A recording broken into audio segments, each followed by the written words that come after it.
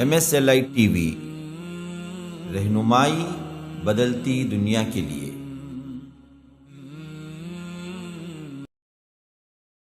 السلام علیکم ورحمۃ اللہ وبرکاتہ۔ ان الحمد للہ نحمده ونستعینه ونستغفره ونؤمن به ونتوکل علیہ ونعوذ باللہ من شرور انفسنا ومن سیئات اعمالنا، من يهده الله فلا مضل له ومن يضلل فلا هادي له، واشهد ان لا اله الا الله وحده لا شريك له، واشهد ان محمدا عبده ورسوله، اما بعد فان خير الحديث كتاب الله، وخير الهدي هدي محمد صلى الله عليه وسلم، وشر الامور محدثاتها وكل محدثة بدعة وكل بدعة ضلالة، وفي رواية وكل ضلالة في النار۔ فأعوذ بالله السميع العليم من الشيطان الرجيم من همزه ونفثه ونفخه، وما أرسلنا في قرية من نبي إلا أخذنا أهلها بالبأساء والضراء لعلهم يضرعون۔ اللهم أرنا الحق حقا وارزقنا اتباعه، وأرنا الباطل باطلا وارزقنا اجتنابه۔ اللهم علمنا ما ينفعنا وانفعنا بما علمتنا وارزقنا علما۔ رب اشرح لي صدري ويسر لي أمري واحلل عقدة من لساني يفقهوا قولي۔ اس اللہ کے نام سے ابتدا جس کے ناموں کی کوئی انتہا ہی نہیں۔ وَلَوْ أَنَّ مَا فِي الْأَرْضِ مِن شَجَرَةٍ أَقْلَامٌ وَالْبَحْرُ يَمُدُّهُ مِن بَعْدِهِ سَبْعَةُ أَبْحُرٍ مَا نَفِدَتْ كَلِمَاتُ اللَّهِ۔ اس ذات اقدس پر کروڑوں درود و سلام ہوں جو تمام جہانوں کے لیے رحمت للعالمین بن کے آئے تھے۔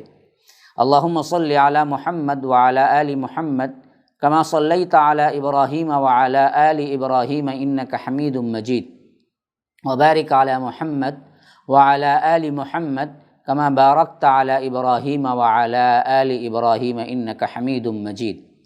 برادران اسلام، واجب الاحترام بزرگوں، دوستوں، عزیز ساتھیوں، لائق احترام ماؤں اور بہنوں، اللہ تبارک و تعالیٰ کے فضل و کرم سے دورہ ترجمہ قرآن آپ کے سامنے ہفتہ واری پیش خدمت ہے۔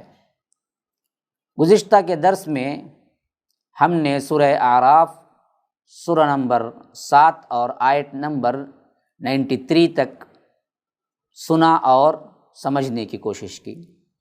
آج میں آپ کے سامنے 94 آیت نمبر تلاوت کی، جس میں رب العالمین فرماتا ہے کہ وما ارسلنا فی قریۃ من نبی، اور ہم نے جب بھی کسی بستی میں اپنا کوئی نبی بھیجا تو الا اخذنا اہلہا بالبأساء والضراء، تو اس بستی والوں کو بھوک اور مصیبت میں مبتلا کیا، لعلہم یضرعون، تاکہ اللہ تبارک و تعالیٰ کے حضور وہ عاجزی کریں، انکساری اختیار کریں۔ یعنی یہ تمام انبیاء کے قوموں کے ساتھ یہ معاملہ پیش آیا جو رب العالمین یہاں پر ذکر کر رہا ہے، تاکہ لوگ متوجہ ہوں، لوگ اللہ تبارک و تعالیٰ کے پیغام کو سنیں، نبی کی اطاعت کریں۔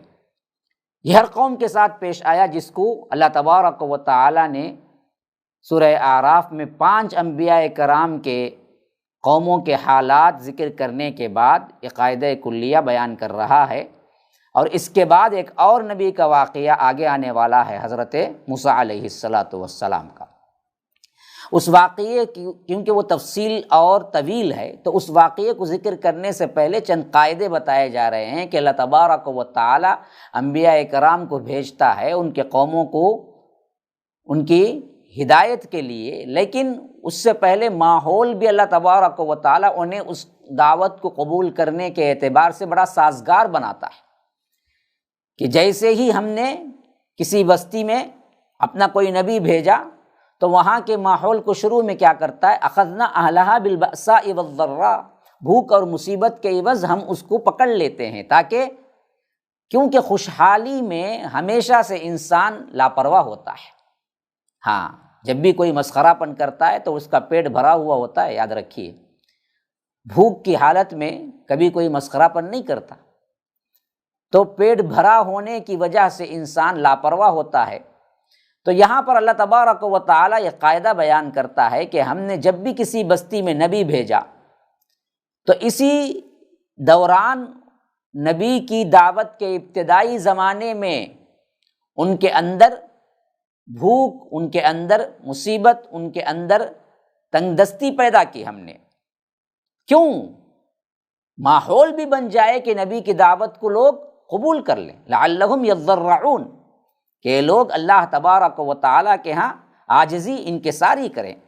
لیکن جب یہ چیز بھی ان پر کارگر نہیں گزرتی، اس چیز پر بھی وہ لوگ ہٹ درم بنے رہتے، باوجود تنگی کے، باوجود اللہ تبارک و تعالیٰ نے انہیں تنبیہ کرنے کے وہ نبی کی بات کو نہیں مانتے، تو مسئلہ پھر دوسرا ہوتا۔ تو فرمایا کہ ثم بدلنا مکان السیئۃ الحسنہ، پھر ہم ان کو کیا کرتے ہیں، اس تکلیف کو آرام سے بدل دیتے ہیں۔ ہاں، اور حتی عفو، یہاں تک کہ وہ کثیر تعداد میں ہو جاتے ہیں، یا آرام دہ جو ماحول ملتا ہے اس کے عوض وہ اس میں مگن ہو جاتے ہیں، اور کہتے ہیں کہ وقالوا قد مس آباءنا الضراء والسراء فاخذناهم بغتة وهم لا يشعرون، کہنے لگتے ہیں کہ ہمارے باپ داداؤں کو بھی تکلیف اور راحت دونوں پہنچی ہے، پھر ہم انہیں اچانک پکڑ لیتے ہیں اور ان کو خبر بھی نہیں ہوتی۔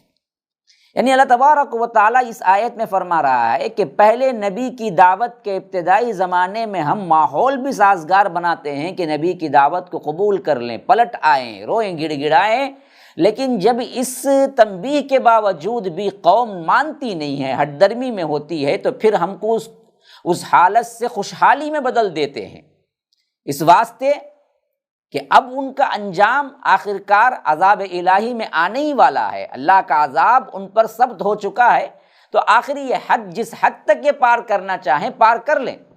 اور اس وقت ان کو اور ایک غلط فہمی بھی ہو جاتی ہے کہ دیکھو جی پہلے مصیبت ہوئی، اب کیا ہے خوشحالی ہوئی، تو یہ نبی کے انکار کی وجہ سے نہیں ہو رہا ہے، بلکہ یہ سب کچھ زمانے کے دور میں، انداز میں، جیسا زمانہ گزرتا ہے، جیسا تقدیر، یوں سمجھ لیجئے قدرت ایسے ہی آتی ہے، کبھی کیا ہے خوشی ہوتی ہے، کبھی غم ہوتا ہے۔ ہمارے باپ داداؤں کو بھی کبھی کیا ہے مصیبتیں پہنچی ہیں، تو اس واسطے پہنچی ہیں کہ انہوں نے نبی کا انکار کیا نا، بلکہ یہ سب کیا ہے مرور زمانہ ہے، زمانہ جیسے گزرتا ہے یہ سب چیزیں آتی ہی جاتی ہیں، اس واسطے وہ اور مغالطے میں پڑ جاتے ہیں اور دور نکل جاتے ہیں اللہ کی سرکشی میں۔ تو اللہ کہتا ہے فَأَخَذْنَاهُمْ بَغْتَةً، پھر ہم فوری انہیں پکڑ لیتے ہیں، وَهُمْ لَا يَشْعُرُونَ، انہیں خبر تک بھی نہیں ہوتی۔ حالانکہ ہونا کیا چاہیے تھا وہ اس آیت میں ذکر ہو رہا ہے، وَلَوْ أَنَّ أَهْلَ الْقُرَىٰ آمَنُوا وَاتَّقَوْا لَفَتَحْنَا عَلَيْهِمْ بَرَكَاتٍ مِّنَ السَّمَاءِ وَالْأَرْضِ وَلَٰكِن كَذَّبُوا فَأَخَذْنَاهُمْ بِمَا كَانُوا يَكْسِبُونَ، اگر یہ بستی والے ایمان لے آتے، تقوی کی روش اختیار کرتے، تو ہم آسمان اور زمین کی برکتیں ان پر کھول دیتے، لیکن انہوں نے کیا کیا، وَلَٰكِن كَذَّبُوا، جھٹلایا، تو اس کے پاداش میں کیا ہوا، فَأَخَذْنَاهُمْ، ہم نے انہیں پکڑ لیا، بما کانوا یکسبون، جو کچھ بھی وہ کمایا کرتے تھے، جو کچھ بھی انہوں نے کام کیے تھے، اس کے عوض ہم نے ان کو پکڑ لیا۔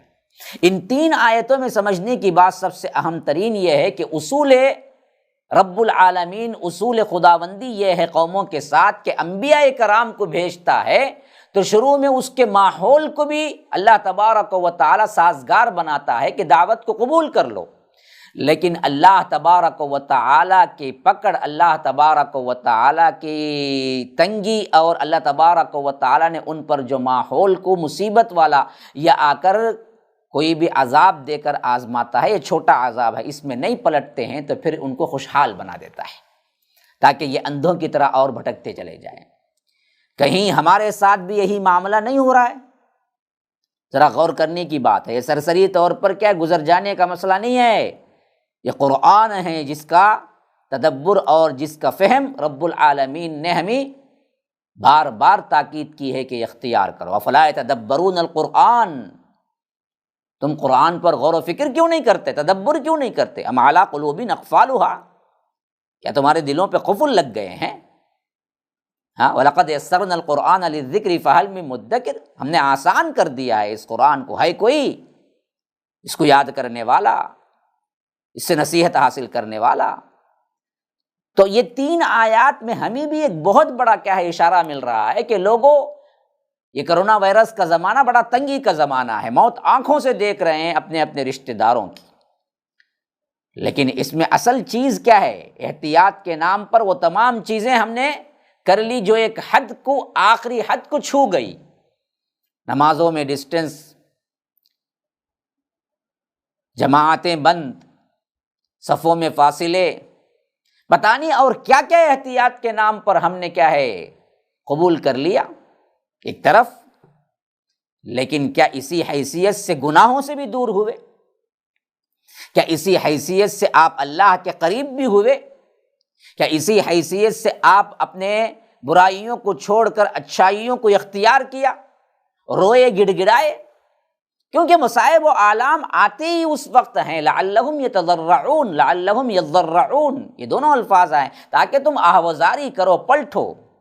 کتنے لوگ ہیں جو اس بیماری کے ڈر کی وجہ سے اپنا اٹھنا بیٹھنا کھانا پینا سب چینج کر لیا، لیکن یہ اللہ کا ایک عذاب ہے، اللہ کی ایک پکڑ ہے، یہ سوچ کر سگریٹ کبھی نہیں چھوڑا، حرام کاری نہیں چھوڑی، زنا نہیں چھوڑا، لڑکیوں کو گھورنا نہیں چھوڑا، گندے غلط ویب سائٹ دیکھنا نہیں چھوڑا، گانے نہیں چھوڑے، موویز نہیں چھوڑی، شراب نہیں چھوڑی۔ ہاں تو پھر تو کیا ہو گیا؟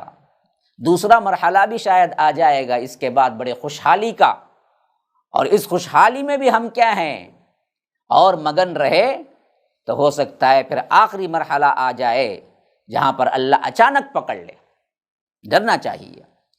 تو اہل قریٰ، بستی والوں کو تو کرنا کیا چاہیے؟ ہم کو کرنا کیا چاہیے؟ آمنوا واتقوا، ایسے حالت میں ایمان لانا چاہیے اور اپنے تقوی کو اختیار کرنا اور مضبوط تقوی اختیار کرنا چاہیے۔ تو اللہ کہتا ہے لفتحنا علیہم برکات من السماء، آسمان سے ہم ان کے لیے دروازے کھول دیتے برکتوں کے، زمین ان کے لیے اناج اگلتی، لہلاتے کھیت بن جاتے، معاش آپ کے لیے فری ہو جاتا۔ لیکن معاملہ ان بدبختوں نے کیا کیا؟ ولیکن کذبوا، انہوں نے جھٹلایا، تو ہم نے انہیں پکڑ لیا ان کے کرتوت کے سبب۔ اب یہاں پر 2 آیتیں وہ ہیں جو تنبیہاً علی الاعلان سب کے لیے اللہ تبارک و تعالی فرما رہا ہے۔ افامن اہل القریٰ ان یأتیہم بأسنا بیاتا وہم نائمون، جنہوں نے کفر کیا، ہٹ درمی کیا، یا بستی والے اپنے آپ کو اس بات سے محفوظ سمجھ رہے ہیں، امن میں سمجھ رہے ہیں کہ ہمارا عذاب ان پر راتوں رات آ جائے جب وہ سو رہے ہوں۔ کیوں بے خوف ہو گئے ہو تم؟ کیا تم اللہ تبارک و تعالی سے بے خوف ہو گئے ہو؟ اب امین اہل القریٰ، یہاں پر ان بستی والوں کی طرف اشارہ ہے جنہوں نے اللہ کے رسول صلی اللہ علیہ وسلم کی بات نہیں مانی، انبیاء آنے کے بعد بھی، تنبیہات آنے کے بعد بھی اپنے حالات کو سدھارے نہیں۔ تو اللہ پوچھتا ہے کیا تم اس بات سے بے خوف ہو گئے ہو کہ تمہارے پاس ہمارا عذاب اس وقت پہنچے جب وہ سو رہے ہوں، بیاتن وہم نائمون، راتوں رات اچانک سو رہے تھے، عذاب آیا، سب کے سب وہیں کے وہیں ملیا میٹ ہو کے رہ گئے۔ یا نہیں، اوامن اہل القریٰ ان یأتیہم بأسنا ضحی وہم یلعبون، کیا تم اس بات سے بے خوف ہو گئے ہو؟ کیا بستی والے اپنے آپ کو اس بات سے امن میں سمجھ رہے ہیں کہ ہمارا عذاب ان پر دن کے وقت آ جائے جبکہ وہ کھیل کود میں لگے ہوئے ہوں؟ ہاں، ایک رات یہاں پر بڑا آرام سے انسان محفوظ ہو کے سوتا ہے، لیکن اللہ ایسے ہی سلا دے؟ کون قادر ہے کہ اس کی روح کو دوبارہ لے آئے؟ اس ذات سے تم بے خوف ہو گئے ہو؟ تو اسی طرح فرما رہا ہے کہ اوامن اہل القریٰ، کیا یہ بستی والے اس بات سے بے خوف ہو گئے تھے کہ اللہ اس پر قادر نہیں ہے کہ ان یأتیہم بأسنا، اللہ کا عذاب انہیں آ جائے، پکڑ لے؟ کیسے؟ ضحی، بالکل دن دھاڑے، وہم یلعبون، جب وہ کھیل کود میں مصروف ہوں۔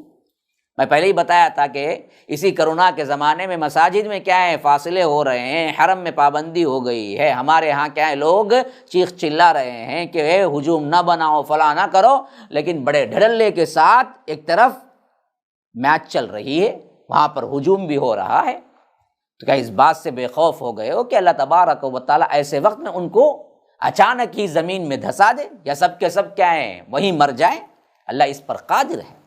افامنوا مکر اللہ فلا یامن مکر اللہ الا القوم الخاسرون، کیا وہ اللہ کی چال سے اپنے آپ کو محفوظ سمجھ رہے ہیں؟ یعنی اللہ کے عذاب کو، اللہ تبارک و تعالیٰ کے پکڑ کو تم محفوظ سمجھ رہے ہو، لیکن اللہ کے عذاب سے محفوظ صرف وہی لوگ سمجھتے ہیں جو خسارہ اٹھانے والوں میں سے۔ تو معلوم ہوا ہمیشہ اللہ سے ڈرنا، کہیں اللہ کا عذاب نہ آ جائے ہمارے گناہوں کی پاداش میں۔ یہ ڈر ہی اصل میں انہیں محفوظ رکھے گا۔ اگر اس ڈر سے بے خوف ہو گئے تو اللہ پوچھتا ہے کہ ہمارے مکر سے، ہمارے عذاب سے، یہاں پر مکر سے مراد اللہ کی پکڑ ہے، کہ تم بے خوف ہو گئے ہو۔ دیکھو اللہ کے عذاب سے بے خوف وہی ہوتے ہیں، فلا یامن مکر اللہ الا القوم الخاسرون، سوائے وہی لوگ جو خسارہ اٹھانے والوں میں سے ہیں۔ اولم یہد للذین یرثون الارض من بعد اہلها ان لو نشاء اصبناهم بذنوبهم ونطبع على قلوبهم فهم لا يسمعون، اور جو لوگ ملک والوں کے دنیا سے رخصت ہونے کے بعد ان کے وارث بن جاتے ہیں، کیا یہ بات ان کی طرف رہنمائی نہیں کرتی؟ اگر ہم چاہتے تو ان کے گناہوں کی وجہ سے انہیں پکڑ لیتے اور ان کے دلوں پہ مہر لگا دیتے، پھر وہ خیر کی کوئی بات سنتے ہی نہیں ہیں۔ یہ بھی اسی تناظر میں بیان ہو رہا ہے۔ اولم یہدی للذین یرثون الارض من بعد اہلہا، جن لوگوں کو اللہ تبارک و تعالیٰ نے اقتدار دیا، پھر اس اقتدار اور اس حکومت اور اس زندگی کے عوض انہوں نے رسولوں کو جھٹلایا اور اللہ تبارک و تعالیٰ نے انہیں ہلاک کر دیا، پھر ان میں سے جو ایمان والے بچے ان سے نسل چلی، پھر وہ بگڑے۔ یہ کیوں بگڑے؟ کیا وہ لوگ اپنے پچھلے والوں کا انجام نہیں دیکھے تھے؟ یہ اللہ کہتا ہے اولم یہدی للذین یرثون الارض من بعد اہلہا، جو لوگ ملک والوں کے دنیا سے رخصت ہونے کے بعد ان کے وارث بنے، حالانکہ جن کے وارث بنے تھے ان سے پہلے والوں کا انجام دیکھا تھا کہ اللہ کی نافرمانی کی وجہ سے وہ لوگ سرے سے نیست و نابود کر دیے گئے۔ جیسے ہم نے ابھی سورہ اعراف کے پچھلے جو دروس ہم نے پڑھے ہیں اس میں ہم نے دیکھا کہ بالترتیب قوم نوح کے بعد اللہ تبارک و تعالیٰ نے ذکر کیا قوم ہود کا، اور اسی طرح اس کے بعد قوم صالح کا، پھر اس کے بعد قوم لوط کا، پھر اس کے بعد قوم شعیب کا۔ یہ سب ایک دوسرے کے جانشین بنے لیکن پھر وہی کام کیا۔ تو اللہ تبارک و تعالیٰ پوچھتا ہے کہ یہ لوگ کیوں نہیں دیکھے، اس سے ان کو ہدایت کیوں نہیں ملی کہ جب انہوں نے جھٹلایا تو اللہ نے ان سب کو نیست و نابود کر دیا اور ان کو وارث بنایا۔ اگر یہ بھی جھٹلائیں گے تو یہی ہوگا، لیکن انہوں نے کیا نہیں کیا، اس پر توجہ نہیں کی۔ یہ بات ان کی طرف رہنمائی نہیں کرتی کہ اگر ہم پکڑنا چاہیں تو ان کے گناہوں کی وجہ سے انہیں پکڑ لیتے، اور ان کے دلوں پر ہم نے کیا کیا تھا، مہر لگا دیا تھا۔ اصل میں یہ لوگ خیر کی بات نہیں سنتے، ورنہ تو ہر قوم بعد والی قوم سے عبرت حاصل کرتی، اپنے پہلے والی قوم سے عبرت حاصل کرتی، تو کبھی رسول جب آتے اور انہیں تنبیہ کرتے تو وہ نہیں جھٹلاتے تھے۔ لیکن ان بدبختوں نے باوجود سب کچھ جاننے کے پھر انہوں نے وہی روش اختیار کی جو ان سے پہلے قوم نے اختیار کی۔ یہی حالت ہماری بھی آتی ہے۔ اللہ تبارک و تعالیٰ کے کتنے تنبیہات ہیں، کتنے عذابات ہیں، کس کس قسم کی مار ہو رہی ہے، لیکن ہم سدھرنے کا نام نہیں لیتے۔ دوسرے جو کچھ بھی مسائل پیش آ رہے ہیں دوسری قوموں سے یا تاریخ کے اندر، جب بھی ہمیں مار پڑی ان واقعات سے پھر سبق لیں اور دیکھیں کہ دیکھو جب بھی اللہ اور اس کے رسول کو ہم نے چھوڑا، کتاب اللہ کو پس پش ڈال دیا، اپنی منمانی اور فرقوں میں بٹ گئے، تو اللہ نے غیروں کو ہم پر مسلط کر دیا۔ تو آج بھی ہم کریں گے تو وہی حال ہوگا۔ ہم سدھریں پلٹیں اللہ کی طرف، لیکن ہم پھر وہی روش اختیار کرتے ہیں۔ کہیں ایسا تو معاملہ ہم پر بھی نہیں ہو گیا کہ وَنَطْبَعُ عَلَىٰ قُلُوبِهِمْ، جیسے اللہ کہتا ہے ان کے دلوں پہ ہم نے سیل مہر لگا دی تھی، فَهُمْ لَا يَسْمَعُونَ، وہ خیر کی بات کوئی سنتے ہی نہیں تھے۔ یہی حالت کہیں اللہ ہم پر نہ کر دے کہ قرآن سنیں، حدیث سنیں، سب کچھ سنیں لیکن اپنے عمل نہ بدلیں۔ تو اللہ محفوظ رکھے ایسے لوگوں سے۔ پھر فرما رہا ہے کہ تِلْكَ الْقُرَىٰ نَقُصُّ عَلَيْكَ مِنْ أَنبَائِهَا، ہم آپ کو ان بستیوں کی بعض خبریں ہیں جو اللہ کے رسول صلی اللہ علیہ وسلم سنا رہے ہیں۔ وَلَقَدْ جَاءَتْهُمْ رُسُلُهُمْ بِالْبَيِّنَاتِ، اور ان کے پاس ان کے انبیاء کھلی نشانیاں لے کر آئے، خاص طور پر ابھی جو 5 انبیاء کرام کی ہم نے ہسٹری سن لی تھی۔ فما كانوا ليؤمنوا بما كذبوا من قبل، لیکن جن باتوں کو وہ پہلے جھٹلا چکے تھے ان پر ایمان لانے والے نہیں تھے۔ ان بدبختوں کی روش ایک ہی رہی، پچھلی قوم جھٹلا کے نیست و نابود ہوئی، سب کچھ ان کو معلوم تھا، لیکن ان بدبختوں نے بھی جھٹلا کے نیست و نابود ہونا ہی تھا۔ پچھلی قوموں سے انہوں نے عبرت نہیں حاصل کیا، بلکہ اسی بات پہ ڈٹے رہے جو پچھلی قوموں نے کیا تھا۔ کذالک یطبع اللہ علی قلوب الکافرین، اللہ اسی طرح کافروں کے دلوں میں مہر لگا دیتا ہے، یہ ہدایت کی بات سنتے نہیں ہیں۔ اور فرمایا اس کے بعد کہ وما وجدنا لاکثرهم من عہد وان وجدنا اکثرهم لفاسقین، اور ہم نے ان میں اکثر کو کسی بھی عہد و پیمان کا پابند نہیں پایا اور ان میں اکثر کو فاسق ہی پایا۔ یہ عہد و پیمان کا جو ذکر ہو رہا ہے وہ انبیاء اور رسل اپنی قوموں سے لیا کرتے تھے کہ دیکھو میرے بعد بھی توحید پر کامزن رہنا، شرک نہ کرنا، اللہ کی اطاعت کرنا، لیکن انبیاء کے جانے کے بعد ان بدبختوں نے اپنے عہدوں کو توڑ دیا، اور اللہ کہتا ہے کہ ان میں اکثر یہی لوگ تھے جو عہد کو توڑنے والے تھے، اور ان میں اکثر فاسق تھے۔ تو معلوم ہوا جو فاسق ہے وہ عہد کو توڑتا ہے، یا جو عہد کو توڑتا ہے وہ فاسق ہے۔ آج بھی ہم اللہ سے کیے ہوئے عہد کو توڑے بیٹھے ہیں۔ ہم سے عہد ہوا تھا کہ وَاعْبُدُوا اللَّهَ، اللہ کی عبادت کرو، وَلَا تُشْرِكُوا بِهِ شَيْئًا، اس کے ساتھ کسی کو شریک نہ کرو۔ وَقَضَىٰ رَبُّكَ أَلَّا تَعْبُدُوا إِلَّا إِيَّاهُ وَبِالْوَالِدَيْنِ إِحْسَانًا، اللہ نے فیصلہ کر دیا ہے، یہ حکم دے دیا ہے کہ اللہ کے ساتھ کسی اور کو شریک نہ کرو، خالص ایک اللہ کی پرستش کرو، اور اللہ کے رسول صلی اللہ علیہ وسلم کو اپنا رہنما اور اپنا سب کچھ مانو، ہدایت انہی کی طرف سے تمہیں ان کی اتباع کو مضبوطی سے پکڑ لو۔ قُلْ إِن كُنتُمْ تُحِبُّونَ اللَّهَ فَاتَّبِعُونِي يُحْبِبْكُمُ اللَّهُ، اگر تم اللہ تبارک و تعالی سے محبت کرتے ہو، تمہارا دعویٰ یہ ہے اللہ تبارک و تعالی کی محبت کا، تو اللہ کے رسول کی اتباع کرو، اللہ تم سے محبت کرے گا۔ ما آتاکم الرسول فخذوہ وما نہاکم عنہ فانتہوا، اللہ کے رسول صلی اللہ علیہ وسلم تمہیں جو کچھ بھی دے اس کو لے لو، جس سے روکیں اس سے رک جاؤ، یہ عہد ہوا۔ لیکن ہم نے بعد میں کیا کیا؟ اس عہد کو ہم نے توڑ دیا، پامال کر دیا، احساس بھی نہیں ہے کہ ہم نے اس عہد کو کبھی کیا بھی تھا۔ ہم تو گروہوں میں بڑھ گئے، اپنے اپنے مسلکوں کو اونچا کرنے کے لیے قرآن اور حدیث کو پس و پش ڈال دیا۔ ہم اپنوں کے اندر ہی کفر کے فتوے لگاتے لگاتے زندگیاں گزارتی۔ اللہ تبارک و تعالیٰ کے عہد پر ہمیں کبھی بھی توجہ نہیں ہوئی، تو یاد رکھیے عہد کو جو توڑتا ہے وہ فاسق ہے، یا فاسق ہی عہد کو توڑتا ہے۔ پھر یہاں سے کیا ہے معاملہ؟ حضرت موسیٰ علیہ السلام اور فرعون کا جو اہم ترین قصہ ہے، اور یہاں پر طویل ترین قصہ ہے، گویا کہ جو آخری صورتوں تک چل رہا ہے۔ تو یہاں سے بات شروع ہو رہی ہے، ثم بعثنا من بعدهم موسیٰ بآیاتنا الی فرعون وملئہ فظلموا بها، پھر ہم نے ان کے بعد موسیٰ کو اپنی نشانیاں دے کر فرعون اور اس کے سرداروں کے پاس بھیجا، اور نشانیوں کی تفصیل آگے آئے گی۔ جو کل نشانیاں تو 9 بنتی ہیں، وَلَقَدْ آتَيْنَا مُوسَىٰ 9 آیات، ہم نے 9 نشانیاں دے کر بھیجا، اور ان نشانیوں میں 2 بڑے نشانیاں آگے چل کر ذکر ہو رہی ہیں اسی قصے کے اندر۔ تو فرمایا کہ ہم نے بھیجا ان تمام قوموں کے بعد جو پہلے گزر چکی ہیں، 5 قومیں، موسیٰ کو فرعون کی طرف۔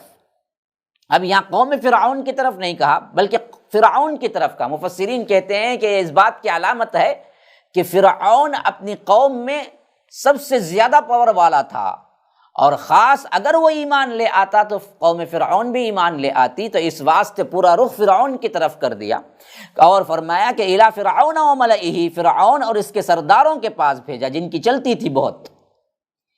اور انہوں نے کیا کیا؟ وہ نشانیاں دیکھ کر انہوں نے ان نشانیوں کا انکار کر دیا۔ تو اللہ تبارک و تعالیٰ کہتا ہے فانظر کیف کان عاقبۃ المفسدین، آپ دیکھ لیجئے فساد پھیلانے والوں کا انجام کیسا ہوتا ہے، کیسے ہم نے ان کو سمندر میں ڈبو کے مار دیا، پورے کے پورے فرعون اور آل فرعون کو۔ وہ آگے تفصیل آ رہی ہے۔ وقال موسیٰ یا فرعون انی رسول من رب العالمین، جب حضرت موسیٰ علیہ السلام سیدھے پہنچے دربار فرعون میں، تو انہوں نے کہا کہ اے فرعون، میں رب العالمین کا پیغمبر ہوں۔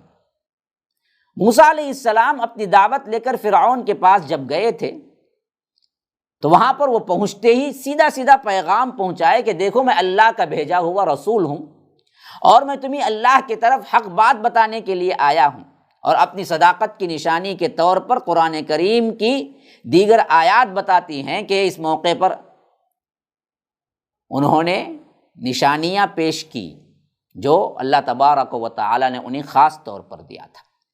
تو یہاں پر جب پہنچ گئے اور انہوں نے کہا کہ میں رب العالمین کی طرف سے تمہاری طرف رسول بن کے آیا ہوں، اور حقیق علی اللہ اقول علی اللہ الا الحق، اور مجھ پر یہی واجب ہے کہ اللہ کے بارے میں حق بات کہوں، اس کے سوا کچھ نہ کہوں، کیونکہ میں سچا رسول بن کے آیا ہوں، اللہ تبارک و تعالیٰ کے کلام کو سن کے آیا ہوں۔ قد جئتکم ببینۃ من ربکم فارسل معی بنی اسرائیل، میں تمہارے پاس تمہارے رب کی طرف سے کھلی دلیل لے کے آیا ہوں، بس تم بنی اسرائیل کو میرے ساتھ جانے دو۔ یعنی دو مقاصد تھے دعوت کے حضرت موسیٰ علیہ السلام جو لے کر آئے تھے فرعون کے پاس۔ ایک تو یہ کہ میں رسول ہوں، میری دعوت کو قبول کرو اور مجھ پر ایمان لاؤ، سرکشی نہ کرو۔ اگر سرکشی پر ہی تل گئے ہو تو کم از کم میری قوم کو جو تم نے غلام بنا کے رکھا ہوا ہے ان کو میرے ساتھ بھیج دو، یہ کئی سالوں سے تمہاری غلامی میں رہ رہے ہیں۔ اچھا، اب جواب کیا ہوتا ہے؟ قال ان کنت جئت بآیۃ فأت بها ان کنت من الصادقین، فرعون نے کہا کہ اگر تم کوئی نشانی لے کر آئے ہو تو اسے ظاہر کرو اگر تم سچے ہو۔ یہ کیا بات ہوئی؟ نشانی کیا ہے وہ تو بتلاؤ۔ اب جب نشانی مانگا تو اللہ کہتا ہے فَأَلْقَىٰ عَصَاهُ فَإِذَا هِيَ ثُعْبَانٌ مُّبِينٌ، موسیٰ نے اپنی لاٹھی زمین پر ڈال دی اور وہ ایک اژدہا بن کر ظاہر ہو گئی، ثعبان مبین، کھلی ہوئی، بالکل دیکھنے میں کسی کو بھی کیا نہیں ہو رہا تھا، تھوڑا سا بھی پریشانی نہیں ہو رہی تھی، کھلی ہوئی نشانی بن کے سامنے آ گیا۔ وَنَزَعَ يَدَهُ فَإِذَا هِيَ بَيْضَاءُ لِلنَّاظِرِينَ، یہ تو پہلی نشانی تھی کہ عصا کو پھینکا تو وہ اژدہا بن گئی۔ دوسری نشانی یہ اپنا ہاتھ باہر کیا تو وہ دیکھنے والوں کو بالکل سفید چمکتا ہوا نظر آیا، جس سے ایک طرح کی روشنی نکل رہی تھی۔ اس کی تفصیل بھی سورہ طٰہٰ میں آ رہی ہے۔ پھر اس کے بعد ہوا کیا؟ قال الملأ من قوم فرعون ان هذا لساحر علیم، قوم فرعون کے سرداروں نے کہا کہ یہ تو بڑا بھاری جادوگر لگتا ہے، بڑا علم سیکھ کے آیا ہے۔ یعنی جب انہوں نے دیکھا کہ لاٹھی سام کی شکل میں اور ہاتھ بغیر کسی بیماری کے بالکل چمکتا ہوا تو کہنے لگے یہ تو کوئی بہت بڑا جادوگر ہو گیا ہے۔ کیونکہ جادو کیا ہوتا ہے؟ عوام کے دل و دماغ پر ایک طرح کی کیفیت چھوڑتا ہے۔ حالانکہ ان بدبختوں کو معلوم تھا کہ جادو سے ایسا نہیں ہو سکتا، لیکن یہ معجزات بے اثر کرنے کے لیے، ان کے اثر کو کم کرنے کے لیے ان بدبختوں نے کیا کیا کہ جادو کی طرف نسبت دی، اور اس سے لوگوں کے اندر ایک طرح کا ڈر خوف دور کرنے کی کوشش کی اور کہا کہ دیکھو یہ بڑا جادوگر لگتا ہے۔ یرید ان یخرجکم من ارضکم فماذا تأمرون، اب اس جادوگری کے پیچھے منصب کیا ہے، معاملہ کیا ہے، اس کی بھی وضاحت کر کے لوگوں کو مغالطے میں ڈالنا چاہتے تھے۔ بدبخت، ہمیشہ اہل حق کے ساتھ اہل باطل کا یہی معاملہ ہوا۔ انہوں نے کہا کہ یہ تو تمہارے ملک سے نکالنا چاہتا ہے، تو تم کیا کہتے ہو؟ گویا کہ یہ آپس میں سردار لوگ باتیں کر رہے ہیں تاکہ لوگ عوام ان کی باتوں میں آ جائیں اور اس کو بالکل ہی ایک سیاسی رنگ دے دیں۔ یہاں تو بات خالص توحید کی ہو رہی تھی، لیکن ان بدبختوں نے کیا کیا، اس رخ کو سیاست پہ موڑا اور حضرت موسیٰ کو بتانے لگے کہ یہ تو کیا قبضہ کرنا چاہتا ہے تمہارا ملک، نعوذ باللہ، اس جادو کے ذریعے سے۔ بتاؤ تم کیا کہتے ہو، تاکہ سپورٹ پوری قوم سے مل جائے۔ تو کہنے والے کیا کہے؟ قالوا ارجی واخاہ وارسل فی المدائن حاشرین، لوگوں نے فرعون سے کہا کہ ابھی اسے اور اس کے بھائی کو روک دیجئے، یعنی ابھی اس کا جواب مت دیجئے، ان کو تھوڑی مہلت دیجئے، یا ان کو ایک معنی میں کیا قید کر لیجئے، ابھی فی الوقت کوئی سزا نہ سنائیے۔ اور دوسرا کام یہ کیجئے کہ ارسل فی المدائن حاشرین، کے تمام شہروں میں نمائندے بھیج دیجئے۔ کس واسطے نمائندے بھیجنا ہے؟ یاتوک بکل ساحر علیم، کہ جو ہر جادوگر جو ماہر ہے اس کو بلا کے لے آئے۔ یعنی عام اعلان ہو گیا کہ بھائی دیکھو فرعون کو بڑے بڑے جادوگروں کی ضرورت ہے، ایک بہت بڑا مقابلہ ہے، تو جو لوگ بڑے بڑے جادوگر ہیں یا بڑے بڑے شہر میں جائے جن کا نام ہے ان سب کو بلا کر لے آئے۔ وجاء السحرة فرعون قالوا ان لنا لاجرا ان كنا نحن الغالبین، جب یہ جادوگر یہاں آئے تھے ان کا حال کیا تھا دیکھیے۔ اللہ تبارک و تعالی یہ ظاہر کر رہا ہے کہ یہ آتے وقت ان کا حال کیا تھا، لیکن ایمان ان پر منکشف ہوا تو پھر حال کیا ہوا، یہ ذرا ذہن میں رکھیے۔ آگے آ رہی ہیں آیتیں کہ جادوگر فرعون کے پاس آ گئے تو انہوں نے کہا کہ اگر ہم غالب آ گئے تو یقینی طور پر ہمیں اس کی اجرت تو ملنی چاہیے۔ پورا کانسیپٹ پیسہ دولت اور سیاست تھی۔ یہ ہے اہل ایمان اور اہل دنیا کے معاملات۔ اہل ایمان والے جو محنت کرتے ہیں دین کے لیے ان کا کبھی مطمح نظر دنیا نہیں ہوتا، اور اس کے مقابلے میں باطل قوتیں جو اٹھتی ہیں ان کا زیادہ تر محور صرف دنیا ہوتا ہے۔ اسی واسطے فرعون کے پاس جیسے ہی آ گئے جادوگر، انہوں نے کہا کہ ان لنا لاجرا، ہمارے لیے کیا اجر ہوگا بھائی، ہمارے لیے کیا اجرت ہوگی، ہمارے لیے کیا کچھ گفٹ ہوں گے، ہاں اگر ہم غالب آ گئے، ان کننا نحن الغالبین، کیونکہ ان کو یقین بھی تھا کہ ہم بڑے بڑے جادوگر ہیں، موسیٰ کیا لا سکتے ہیں، ہم تو بہت بڑے لوگ ہیں، ہم تو کیا ہے منٹوں میں ہرا دیں گے۔ تو انہوں نے کہا کہ اگر ہم غالب آ گئے تو ہمیں کیا دیں گے، اجر ملے گا نا۔ فرعون نے کہا کہ قال نعم وانکم لمن المقربین، کہا کہ ہم صرف انعام نہیں دیں گے جی تمہیں، اس سے بڑھ کر ہم تمہیں مقرب بنا لیں گے، پوسٹ دے دیں گے، وزیروں کو شامل کر لیں گے، میرے خاص وزراء ہوگے تم۔ یہ لالچ۔ اچھا اس کے بعد کیا ہوا؟ فرمایا کہ قالوا یا موسیٰ اما ان تلقی و اما ان نکون نحن الملقین، جادوگروں نے کہا کہ اے موسیٰ یا تو تم اپنا جادو دکھاؤ، یعنی شروع تم کرو، یا ہم لوگ اپنا جادو دکھائیں، شروع ہم کریں، آپ کرتے ہیں یا ہم۔ یہ بھی دراصل جادوگروں کے یقین پر معاملہ معلوم ہوتا ہے کہ ان کو اتنی یقینی کیفیت تو تھی کہ ہم بہت بڑے جادوگر ہیں، یہ شروع کریں یا ہم شروع کریں، غالب تو ہم ہی آئیں گے۔ اس واسطے انہوں نے کیا کیا، بڑی ڈھٹائی سے پوچھا حضرت موسیٰ سے کہ تم ڈالنا چاہتے ہو جادو کے منتر یا ہم کریں، شروعات کون کرے؟ تو حضرت موسیٰ نے کہا کہ قال القوا فلما القوا سحروا اعین الناس واسترهبوهم وجاءوا بسحر عظیم۔ موسیٰ علیہ السلام نے کہا کہ تم ہی لوگ دکھاؤ، تم ہی شروع کرو۔ جب انہوں نے اپنا جادو پیش کیا تو لوگوں کی آنکھوں کو مسحور کر دیا، سحر زدہ کر دیا، اور ان کے دلوں میں رعب پیدا کر دیا۔ واسترهبوهم وجاءوا بسحر عظیم، کہ خود رب کہتا ہے کہ یہ بہت بڑا جادو لے کے آئے تھے، معمولی جادو نہیں تھا۔ دوسری جگہ اس کی وضاحت آ رہی ہے کہ انہوں نے جو لٹھیاں اور جو رسیاں پھینکی تھی وہ لوگوں کو نظر آنے لگی کہ وہ بہترین بڑے بڑے سانپوں کی شکل میں رینگ رہے ہیں، حالانکہ وہ اصل میں حقیقت نہیں تھی۔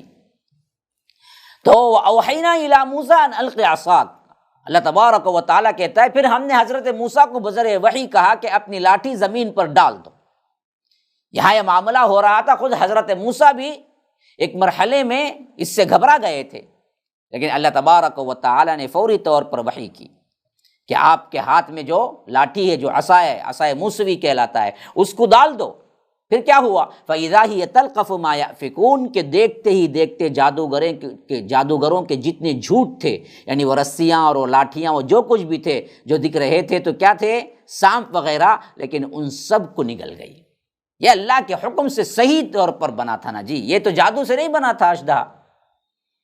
تو وہ پورے کے پورے کیا ہیں، جتنے ان کے جھوٹے رسیاں اور لاٹھیاں تھے سب کو سب نگل دیا۔ تو اللہ تبارک و تعالیٰ نے اتنا بڑا معجزہ ان کے سامنے دکھایا۔ تو فوقع الحق وبطل ما كانوا يعملون، تو اللہ کہتا ہے کہ پس حق ثابت ہو گیا اور جادوگروں کا عمل بیکار گیا، بالکل ذلیل ہو گئے سب کے سامنے۔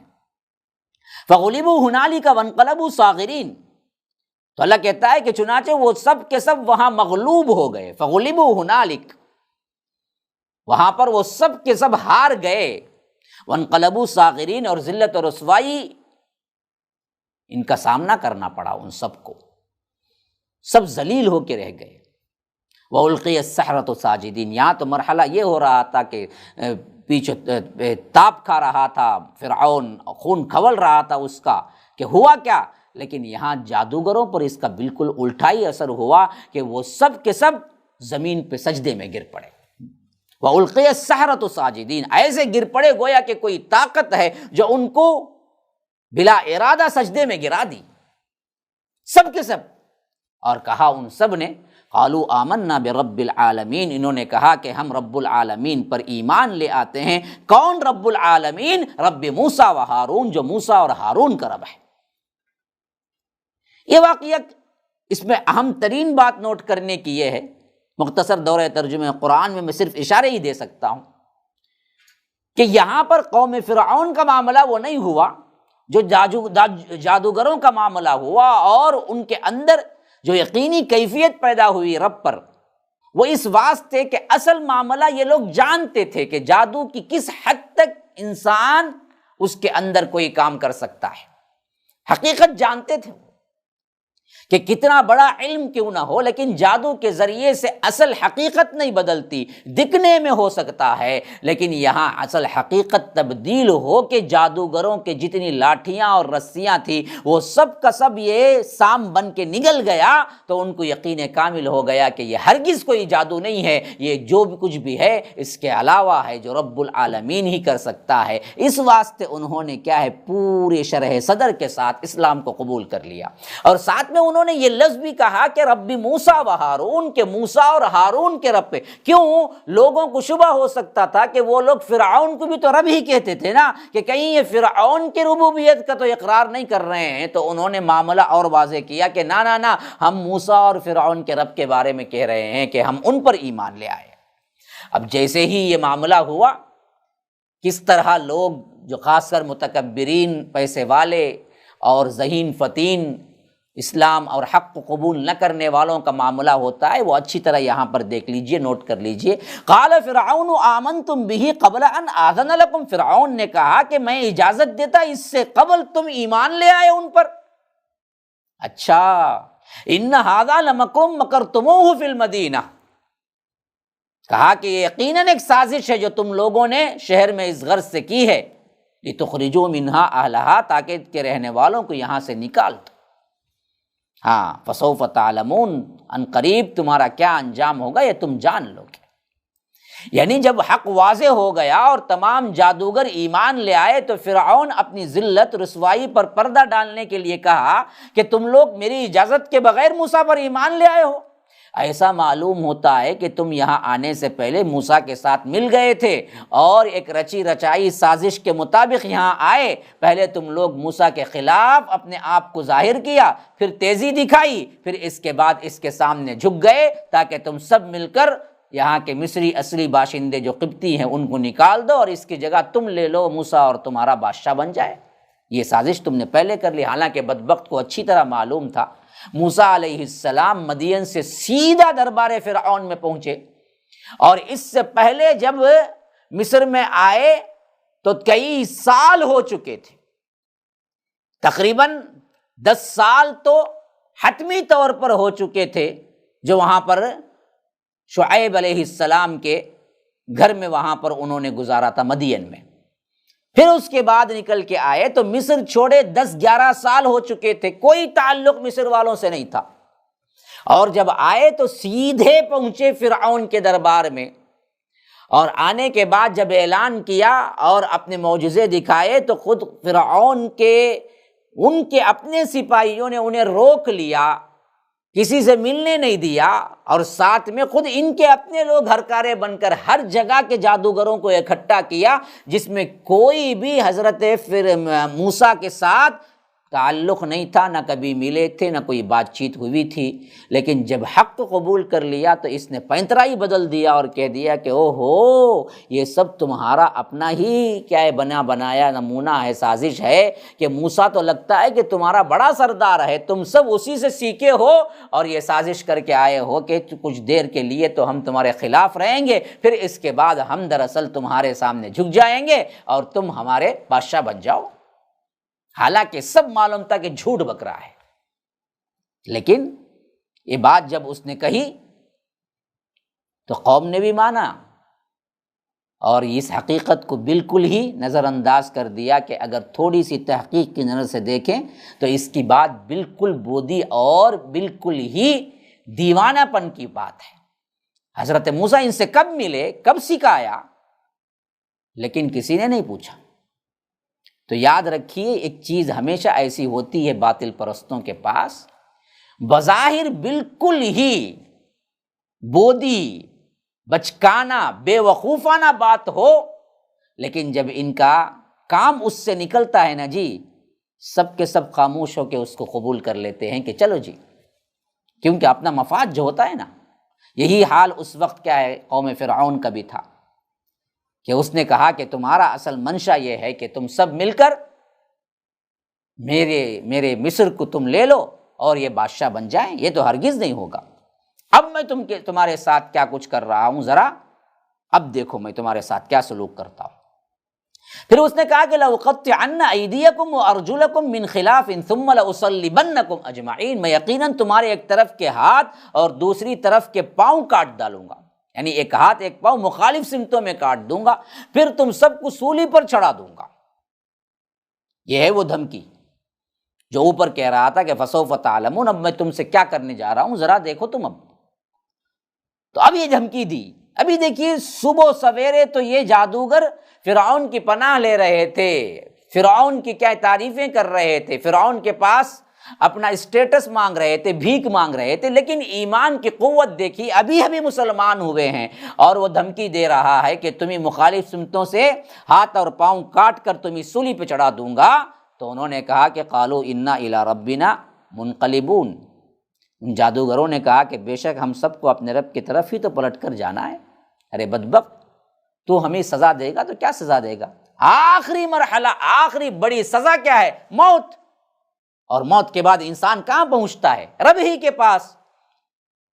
تو ہمیں تو اپنے رب سے ملاقات کے لیے ہم ابھی تیار ہیں، ہم تو اپنے رب کی ملاقات چاہتے ہیں، سب کو پہنچنا اسی کی طرف ہے۔ تم اگر ہمارے ساتھ یہ معاملہ کرو گے تو یاد رکھو اللہ تبارک و تعالیٰ تم کو نہیں چھوڑے گا، اور ہمارا معاملہ تو اللہ کی طرف ہے، تو اللہ تبارک و تعالیٰ ہمیں شہادت کا مرتبہ دے گا۔ وما تنقم منا الا ان آمنا بآیات ربنا لما جاءتنا ربنا افرغ علینا صبرا وتوفنا مسلمین۔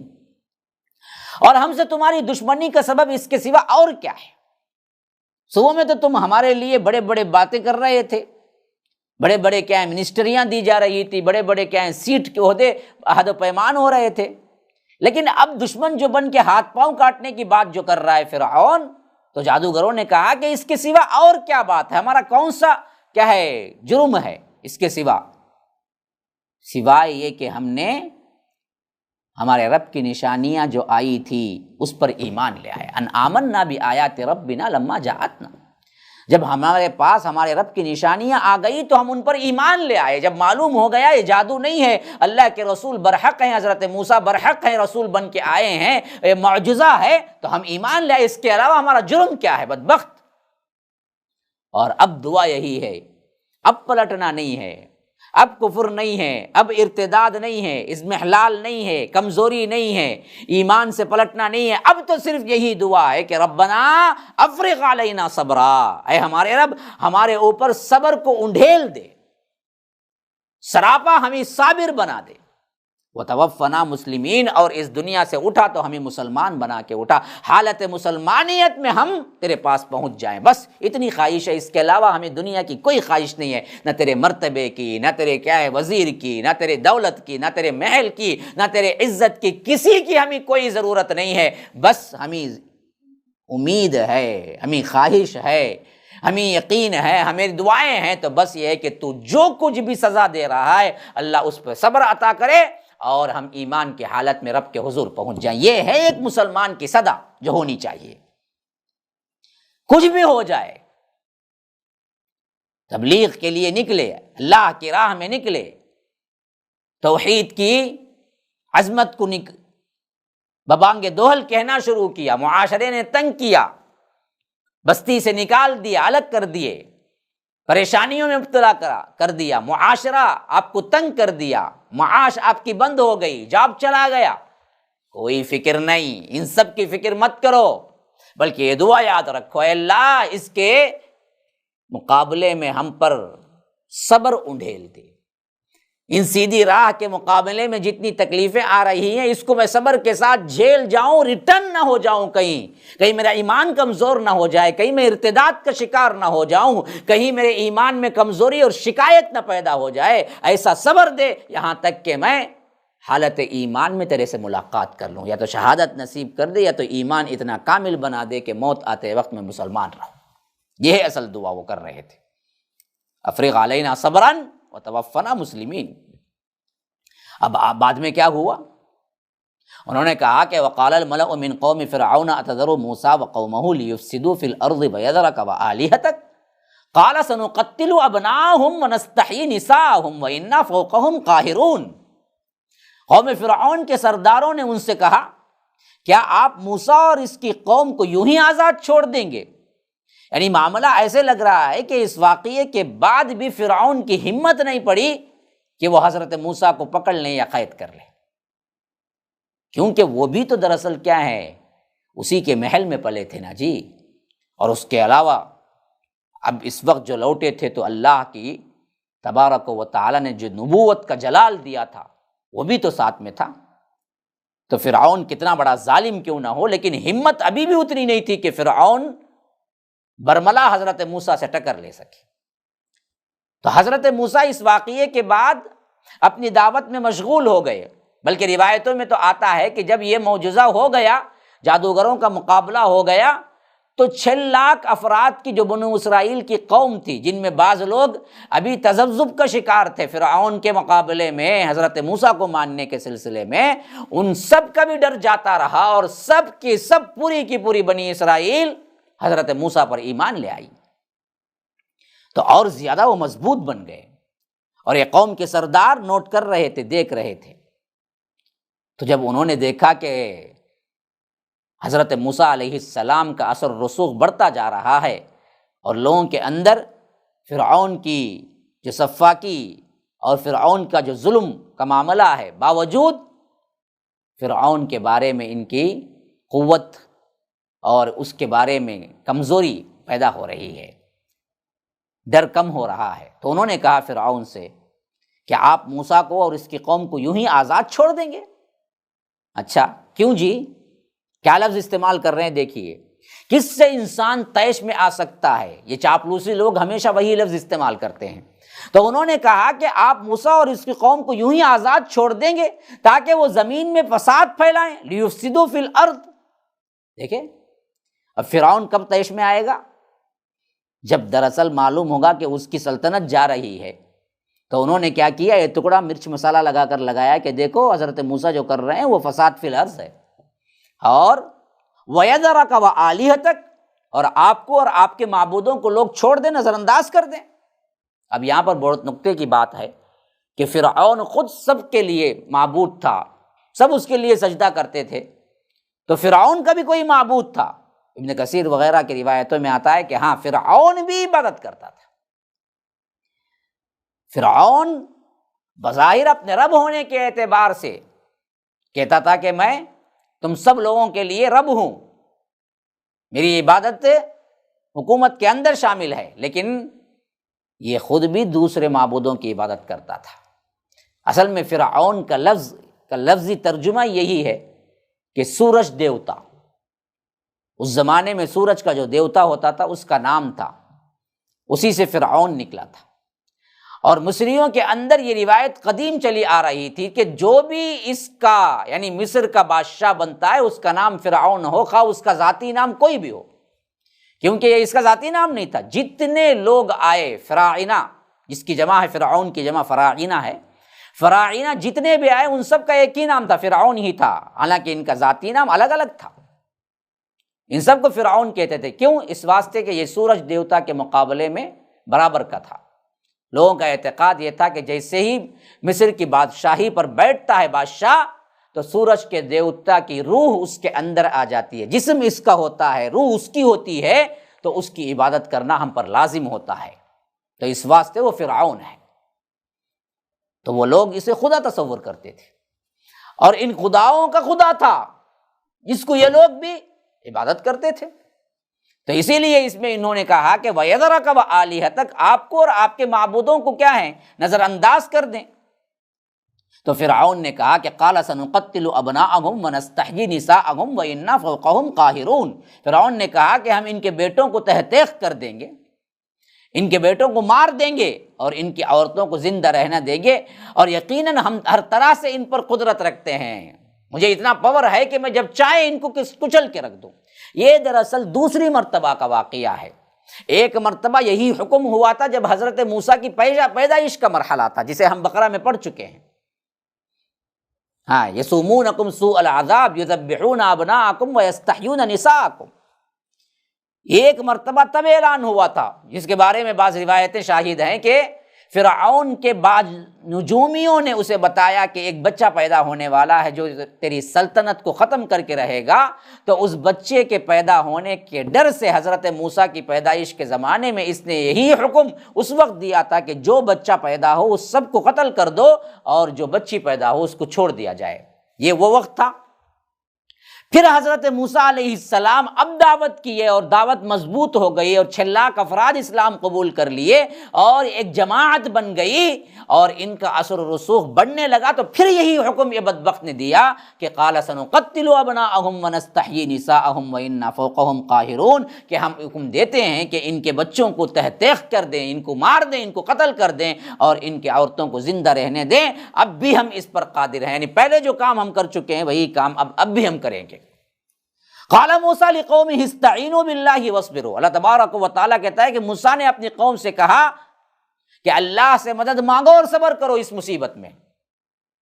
ہاں، ان الارض للہ یورثها من یشاء من عبادہ والعاقبۃ للمتقین، کہ بے شک یہ زمین اللہ کی ہے، اور اپنے بندوں میں سے اللہ جسے چاہتا ہے اس کا مالک بنا دیتا ہے، اور آخرت کی کامیابی اللہ سے ڈرنے والوں کے لیے ہے۔ یعنی یہ اصول بتا دیا، دنیا کی بادشاہی یا دنیا کی حکمرانی اللہ تبارک و تعالی نیک بندوں کو یا نیک صالح یا آ کر تقوی وغیرہ دیکھ کے نہیں دیتا، بلکہ اللہ جس کو چاہتا ہے دیتا ہے۔ ظالموں کو بھی دیا ہے، سب سے بڑا ظالم فرعون ہے اس وقت کا، اسے بھی دیا۔ آج کا ایک بہت بڑا ظالم بیٹھا ہوا ہے، اللہ اس کو بھی دیا ہوا ہے۔ تو یہ سلطنت کا دینا اس بات کی علامت نہیں کہ اللہ تبارک و تعالی خوش ہے، راضی ہے، یہ نہیں ہے۔ اسی واسطے حضرت موسیٰ اپنی قوم کو سمجھاتے ہوئے کہتے ہیں کہ لوگو، اس وقت اگر تمہارے لیے کارآمد چیز کوئی ہے تو وہ استعینوا باللہ، اللہ کی مدد، اللہ سے مدد مانگنے کو پکڑ لو، کسی اور کو مت پکارو، اور واصبروا، اور اس پر صبر کے ساتھ جم جاؤ۔ رہا فرعون کا یہ ظلم و ستم، یہ حکمرانی، یہ وغیرہ، یہ مت سوچو کہ اگر اللہ موسیٰ سے راضی ہوتا تو موسیٰ کو دیتا، یہ فرعون کو کیوں دیا۔ یاد رکھو اللہ کا یہ اصول نہیں ہے دنیا میں دینے کا، دنیا میں بادشاہی دینے کا یہ اصول ہوتا تو کبھی فرعون بادشاہ نہ بنتا، بلکہ دنیا میں اللہ بادشاہ جس کو چاہتا ہے بناتا ہے، کیونکہ اللہ تبارک و تعالی پوری دنیا کا کیا ہے، مختار کل ہے، اور پوری دنیا اور پوری زمین اللہ کے لیے ہے۔ یورثها من یشاء من عبادہ، کبھی ظالم کو بنا دے، کبھی پاگل کو بنا دے۔ تاریخ میں کئی ایسے لوگ ہیں جو بادشاہ بنے جو پاگل تھے بالکل۔ رنگیلا بادشاہ ہندوستان ہی کے اندر وہ بادشاہ تھا جو ننگا آ جاتا تھا دربار میں، اور حکم دیتا تھا کہ میں جو لباس پہنا ہوا ہوں وہ سب کے سب تم بھی پہن لینا، اور پورے درباری بھی کہتے تھے ہاں ہاں بڑا واقعی بہترین لباس پہنا ہوا ہے، اور ہم بھی کیا ہیں، لباس پہن لیتے ہیں، سب ننگے ہو جاتے تھے۔ ایسا بادشاہ بھی تھا۔ تو اللہ نے کیا ہے اس دنیا کو بدترین افراد کے بھی سپرد کر دیا۔ اس سے دراصل کیا نہیں ہے، یہ مطلوب نہیں ہے، یہ سمجھ لینا نہیں ہے کہ یہ تو کیا ہے اللہ تبارک و تعالیٰ کے محبوب ہوں گے تبھی تو اللہ نے ان کو دنیا دی، نہیں، ایک چائے والے کو لا کے تخت پہ بٹھا دیا نا۔ اللہ تبارک و تعالیٰ کا اصول یہی ہے۔ ہاں آخرت صرف اللہ والوں کو ملے گی، والعاقبۃ للمتقین، فرمایا کہ دیکھو آخرت جو ملے گی نا جی وہ صرف متقین کو، وہاں دراصل یہ نہیں چلے گا۔